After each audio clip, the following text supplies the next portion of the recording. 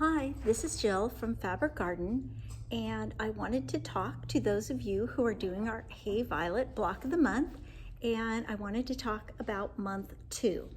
So month 1, we made these cute little blocks with the X's, and we made 2 different colorways of those. So hopefully you've made some progress there. This month we are going to be making log cabin blocks, and we will be making 12 identical log cabin blocks. So log cabin is pretty basic. Let me adjust the camera a smidge. Log cabin is pretty basic. You're just cutting rectangles and you're sewing them around a center square. So the cutting and the sewing is not difficult, but I often find that getting them to come out the correct size can be problematic. And that just has to do with the sheer number of seams here, because we've got 4, 8, 9, there's like 16 seams in this block.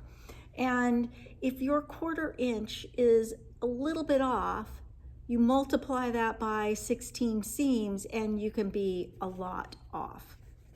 So the cutting has done something that I think helps a little bit, and that is instead of having you cut narrow strips and then cut their length, they have you cut wide strips and then cut the narrow. And that puts your rectangle on the length of grain, and that makes for less stretch, so your block will lay flatter. But it still does not address the sheer number of seams and the accuracy of the size the block comes out. So, there are some rulers that address this, but they're all sized for a specific size. And these are 9.5 inches unfinished.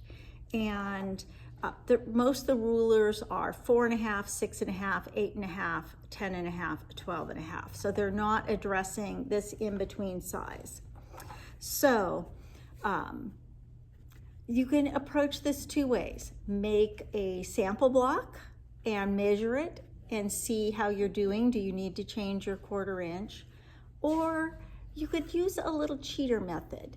And in that cheater method, when you cut the last round, so that would be the outside blue and the inside purple, you would cut them a 1/4 to a 1/2 inch wider, and that would allow you to trim your block at the very end. So, that way everything sews, and then you oversize this and trim at the end, and then your block will be 9.5 inches unfinished. So I wanted to talk briefly about next month. So next month, this is our next month's block. Super pretty. And we are going to be making, this 4 of these units. I call this a cat's cradle. So it is got a square, 2 small triangles, and a large triangle. So the pattern has you actually cutting everything exact. Cutting the square, cutting the 2 half square triangles, and the 3rd large triangle, all exact. And personally, I think that when you sew that together, you're not going to have a beautiful square block. It might be a little wonky. So I was going to show you how I got such beautiful units in my block. I used the Creative Grids Cat's Cradle ruler. And with this ruler, you do not cut any triangles. You cut 1 large rectangle, 2 smaller rectangles, and 2 small squares. The squares and the square and the small rectangles get sewn together, and those 2 pieces get sewn together. And then the ruler marks the back. So it marks your sewing lines. And this allows you to see your seam and not cut any points off. So the big square and this unit get put right sides together. You sew on these lines, cut it apart, and you end up with two oversized cat's cradle units. The square, the two small triangles. You end up with two of these. And then the ruler trims it so that it is absolutely perfect. And this ruler will do multiple sizes. And so it will do smaller sizes. Let me find these. Even a little bit smaller size. Smaller.